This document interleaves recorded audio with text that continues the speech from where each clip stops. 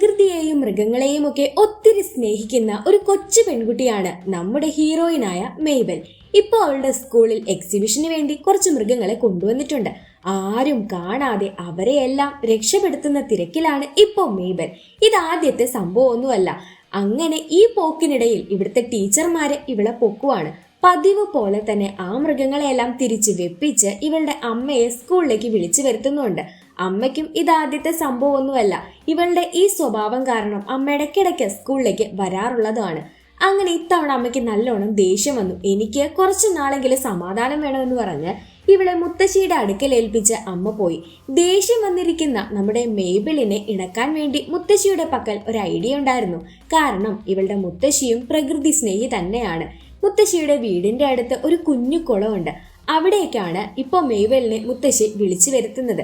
അവൾ ഇപ്പോഴും നല്ല ദേഷ്യത്തിലാണ്. നീ ഈ ദേഷ്യമെല്ലാം കളഞ്ഞ് ചുറ്റും ഒന്ന് നോക്കിക്കേ എന്ന് മുത്തശ്ശി പറയുന്നു.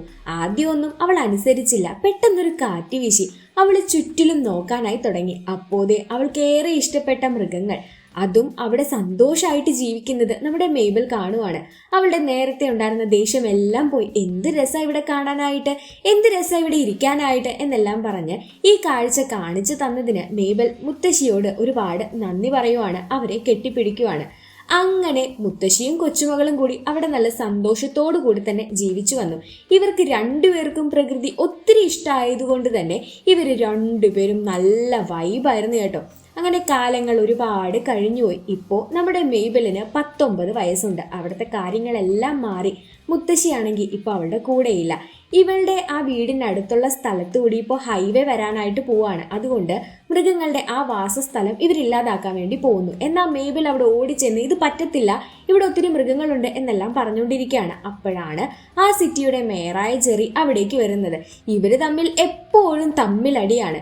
ഇയാൾ എന്തെങ്കിലും പ്രകൃതി വിരുദ്ധമായിട്ട് ചെയ്യും, അവൾ അതിനെതിരെ പ്രതികരിക്കും. ഇവിടെ ഒത്തിരി മൃഗങ്ങളുണ്ട്, നിങ്ങൾ അവരെയൊക്കെയാണ് നശിപ്പിക്കാൻ പോകുന്നത് എന്നാണ് മെയ്ബൽ പറയുന്നത്. പക്ഷെ ഇവിടെ ഒരൊറ്റ മൃഗം പോലും ഇല്ല എന്ന് ജെറി പറയുന്നു.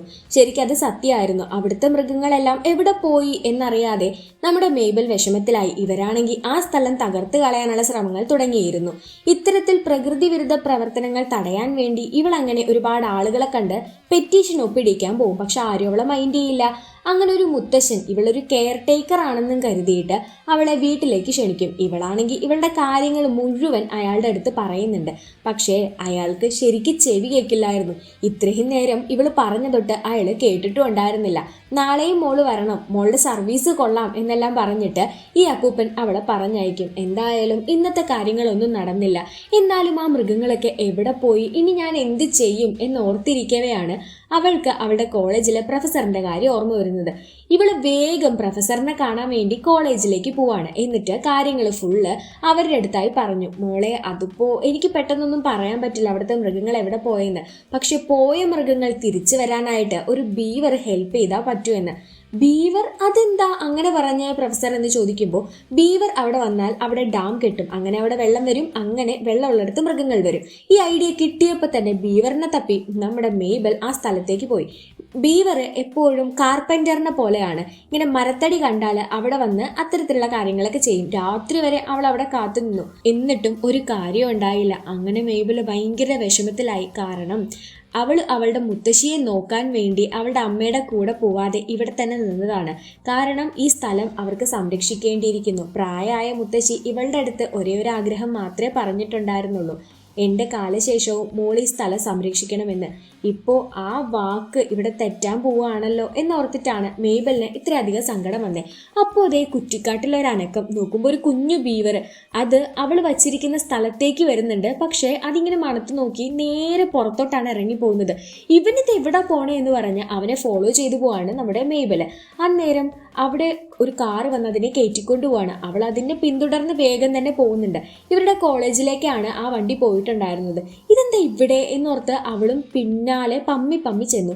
ആ ബീവർ ആ സ്ഥലമെല്ലാം അറിയുന്നത് പോലെ തന്നെ അതിനകത്തേക്ക് കയറി പോവാണ്. അവിടെയുള്ള ഒരു സീക്രട്ട് ലാബിലേക്ക്. അതിൻ്റെ അടുത്ത് ഐഡിയ ഒക്കെ ഉണ്ടായിരുന്നു. അവൾക്ക് ഇത് എന്താ സംഭവം ഒന്നും മനസ്സിലാവുന്നില്ല. അങ്ങനെ അവളും പിന്നാലെ കയറി ചെന്നു. അങ്ങനെ ആ ബീവർ അകത്തെത്തിയതും ഇവരുടെ മിസ്സുമാര്, അതായത് ആ പ്രൊഫസേഴ്സ് അവിടെ ഉണ്ടായിരുന്നു. ശരിക്ക് ഇത് ഈ പ്രൊഫസേഴ്സിന്റെ ഒരു കണ്ടുപിടുത്തമായിരുന്നു, ആ ബീവർ റിയലും ആയിരുന്നില്ല. എന്നാൽ ഇതൊന്നും അറിയാതെ നമ്മുടെ മേബൽ ആവട്ടെ, നിങ്ങൾ ഈ ബീവറിനെ കൊന്നു കളഞ്ഞല്ലേ, നിങ്ങൾ എന്തിനാ ഇങ്ങനെയൊക്കെ ചെയ്യുന്നത്, ഇതിങ്ങളെ വെച്ച് നിങ്ങൾ പരീക്ഷണം ചെയ്യുവാണോ എന്നെല്ലാം ചോദിച്ച് ദേഷ്യപ്പെടാൻ തുടങ്ങി. എൻ്റെ പൊന്നു മോളെ, അതൊരു റോബോട്ടാണ്, ശരിക്കും ഒരു കണ്ടുപിടുത്തമാണ് ഇവിടെ നടക്കുന്നത്, ഞാൻ എൻ്റെ മൈൻഡ് വെച്ചാണ് അതിനെ നിയന്ത്രിച്ചുകൊണ്ടിരുന്നത് എന്നൊക്കെ പറഞ്ഞ് അവിടെയുള്ള വേറെ റോബോട്ടിക് രൂപങ്ങളെ കാണിച്ചു കൊടുക്കുകയാണ്.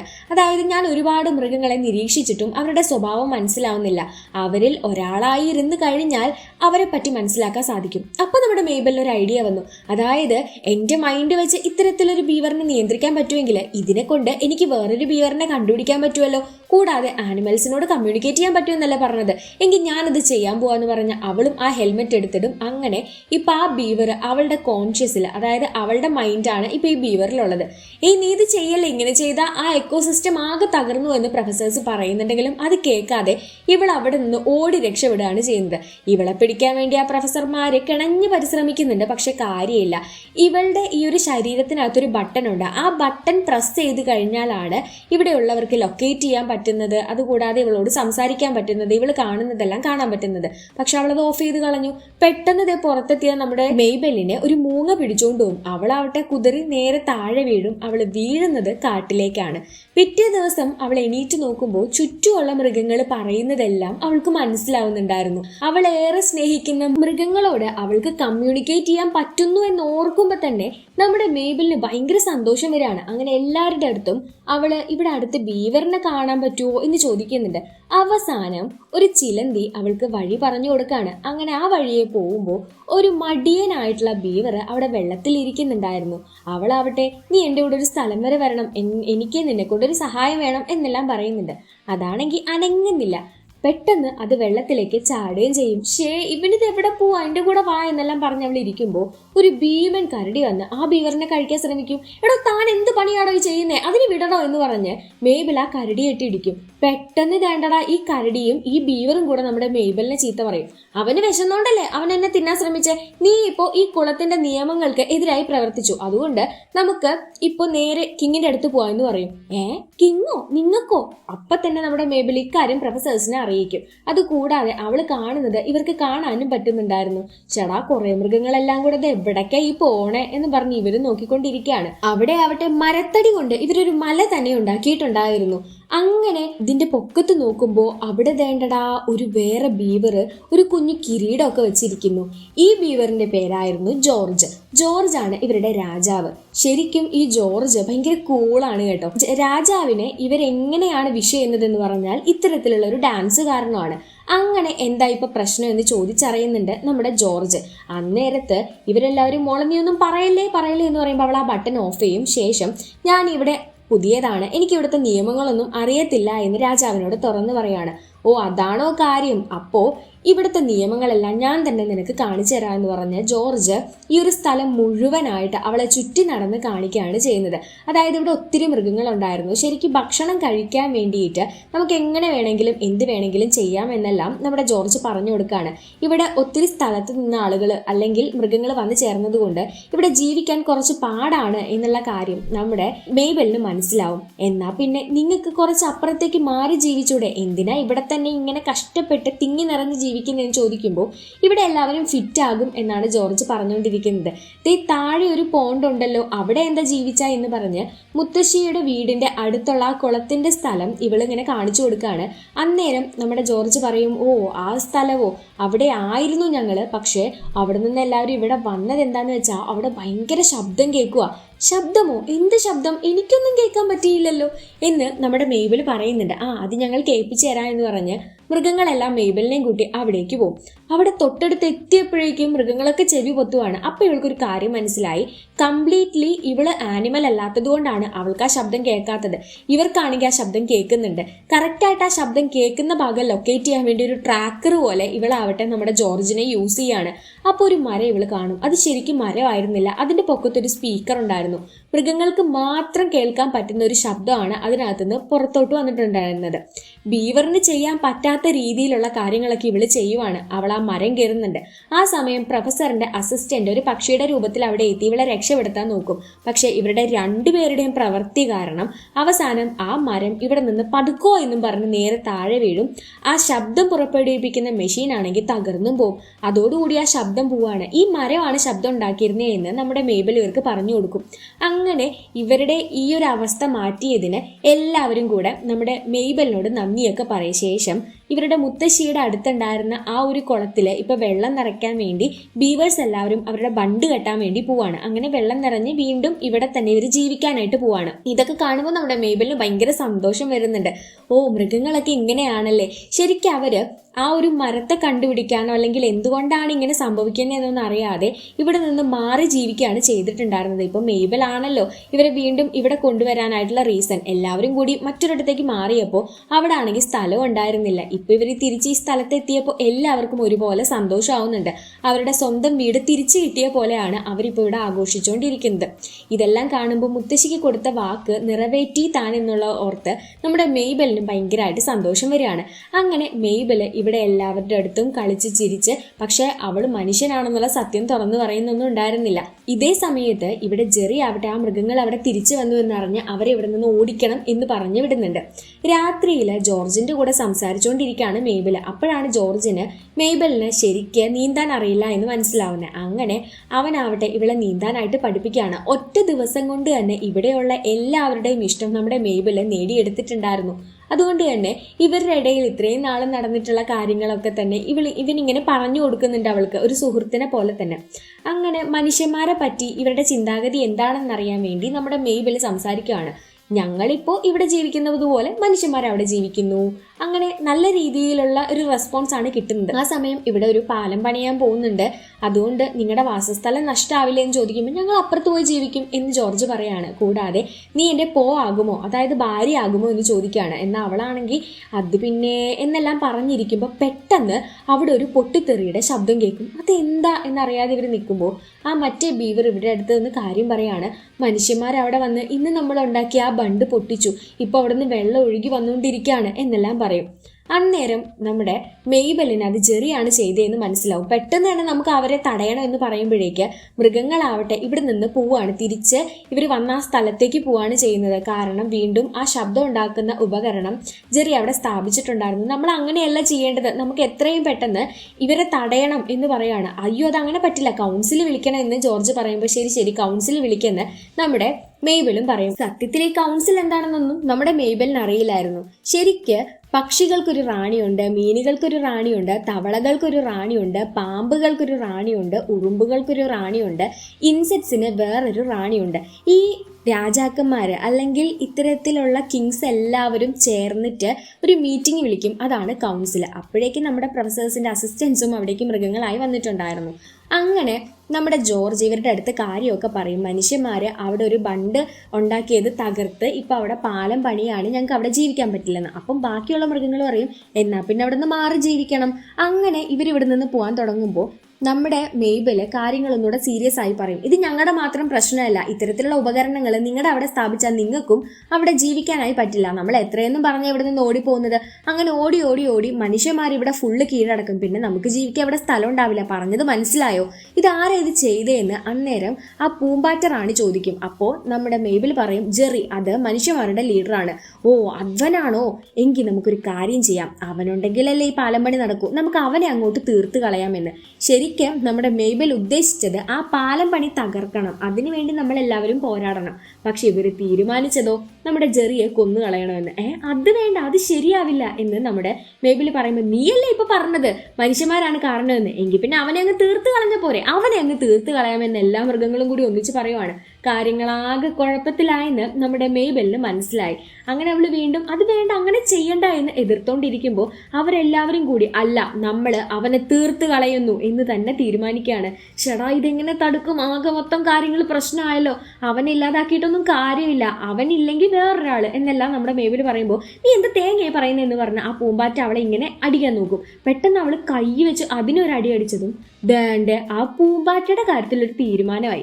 ഒരു റാണിയാണ് നമ്മുടെ മെയ്ബിൾ ഇപ്പൊ ഇല്ലാതാക്കിയിരിക്കുന്നത്. പിന്നെ പറയണോ, ജോർജിനെയും നമ്മുടെ മെയ്ബിളിനെയും പിടിക്കാൻ വേണ്ടി ബാക്കി മൃഗങ്ങളെല്ലാം പിന്നാലെ ഓടി.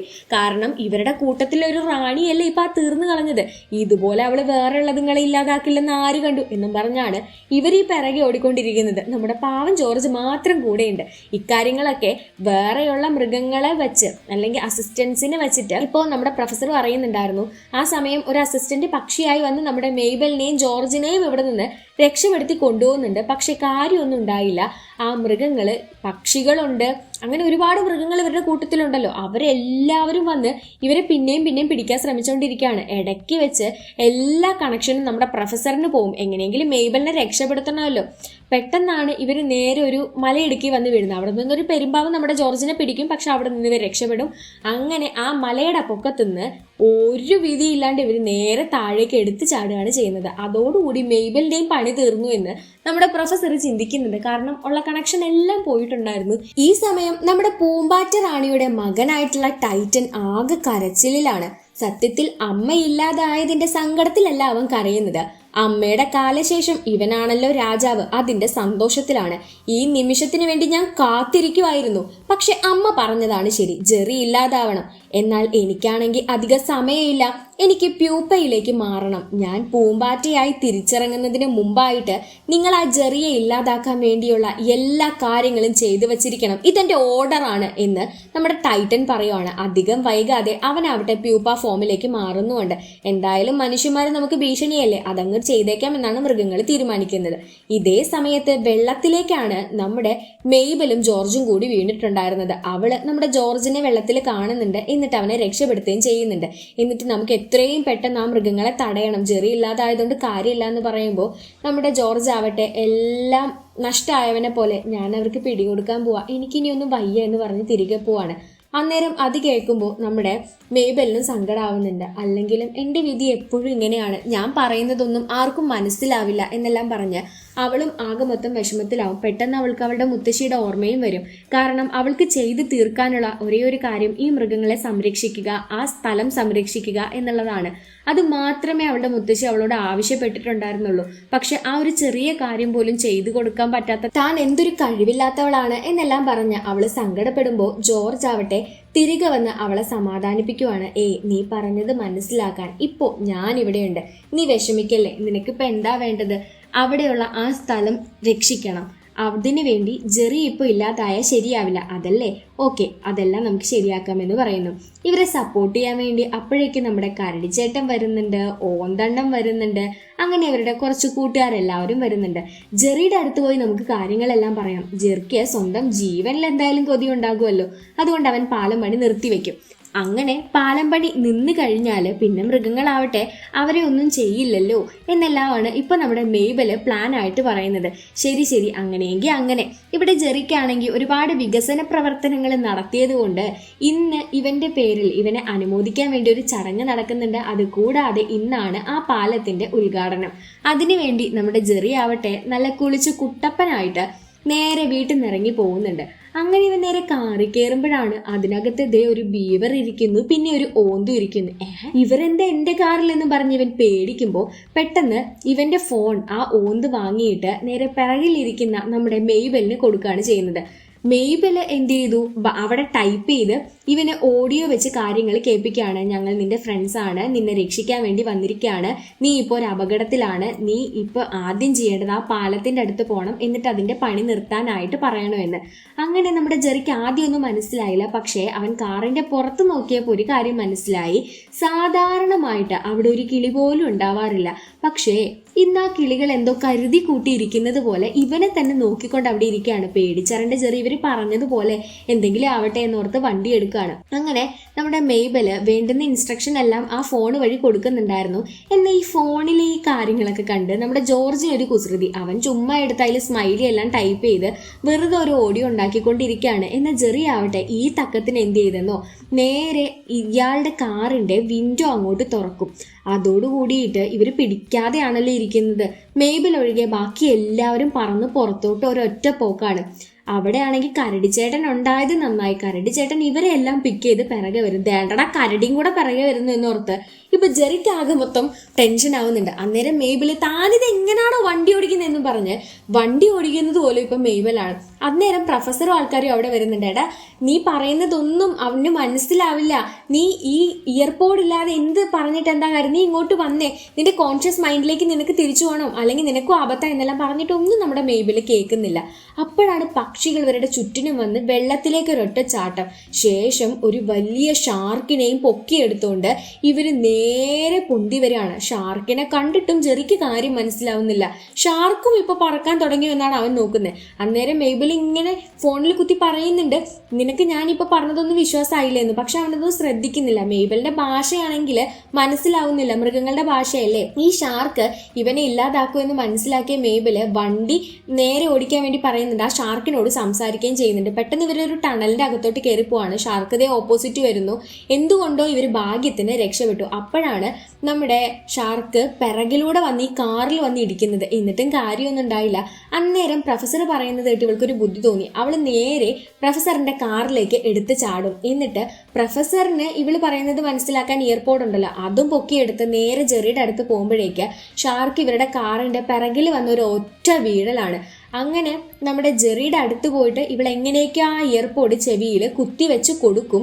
പക്ഷേ അന്നേരം ഇവള് പറയുന്നത് കേട്ട് ഞാൻ മെയ്ബലാണ് എന്നുള്ള കാര്യങ്ങളെല്ലാം കേട്ടിട്ട് ഇയാളാണെങ്കിൽ അപ്പം ഞാൻ സ്വപ്നം കാണുവാണോ, അപ്പം ഇതൊന്നും ശരിക്കും നടക്കുന്നതല്ലല്ലേ എന്നെല്ലാം പറഞ്ഞ് കാറിന്റെ സ്റ്റിയറിംഗ് അങ്ങോട്ട് വിടും. പിന്നീട് മെയ്ബലാണ് ആ വണ്ടി ഓടിക്കുന്നത്. അങ്ങനെ കാറും സ്രാവും എല്ലാം കൂടെ താഴോട്ട് വീഴുകയാണ്.